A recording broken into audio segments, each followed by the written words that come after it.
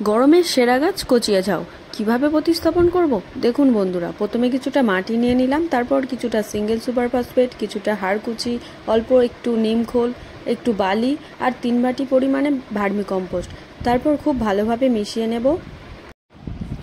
এবার একটা খোলাকুচি দিয়ে টবের ড্রেন লাইনটা পূরণ করে দিচ্ছি। তারপর কিছুটা বালি নিয়ে ভালোভাবে সমান করে দিলাম। এবার অল্প একটু মাটি নিয়ে মাটিটাকে ভালোভাবে সমান করে দিয়ে এবার গাছটিকে টব থেকে বার করে নিচ্ছি। দেখুন বন্ধুরা কতটা শিকড় চলে এসেছে।